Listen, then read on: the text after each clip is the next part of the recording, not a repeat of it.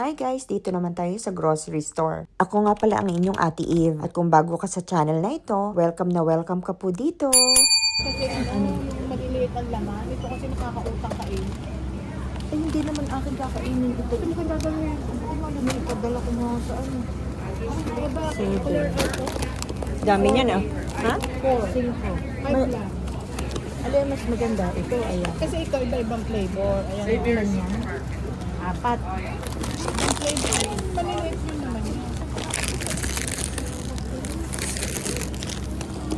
Buksan mo. Bakit babayaran mo? Ilang peraso yan?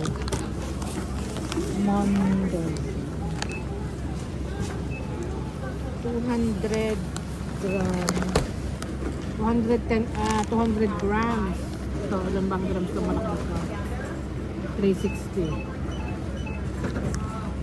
Ano nga, buksan mo nga. Hindi pwedeng buksan. Bakit? Pa-taste na siya. Sealed. Pero ano siya ha, mura yan. Kasi parang kaya ang gusto ko dahil kung 4, iba-ibang flavor. Kasi yung kanilang chocolate. Kung 4, 20. Kung ito, 3. Lang kayo.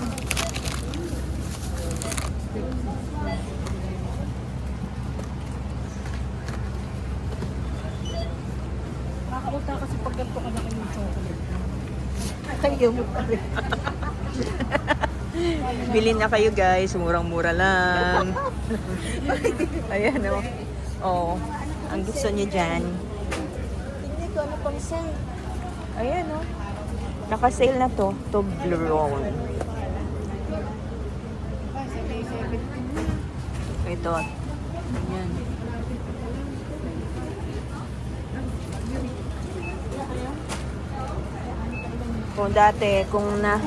Dati, nasa Pinas kayo, yung miss na miss niyo yung chocolate. Ngayon, mananawa na kayo. Ayoko nitong malaking to. Ito ang gusto ko. Kasi iba-iba yung laman niya. Meron pa akong malaking red doon sa bahay. Itong na lang ang dalawa di ba? 390. Kasi iba ang maganda dito, iba-iba yung laman. Tsaka hindi ka mauutang kainin. Pag may isa kang ganun, 1 for 1 day, ano? Nag-aano kayo, nagdadalawang isip kayo. Maganda yan. Sa'yo yan? Personal mo yan? Doon lang. Ganun. Dami ko kayong chocolate sa bahay. Kaya nga, marami ka pala. Tapos, Hindi ko naman kinakain eh. Pag-display. Natutuwa lang akong nakikita ko siya. yung nabili kong Toblerone na malaki, meron pa akong katiting doon. Wala sa akin ngayon, kung Da- sabay natin. oo nga, ganun din siguro. Hindi ko naman binubuksan. Nandun, walang nagalang. Yun lang.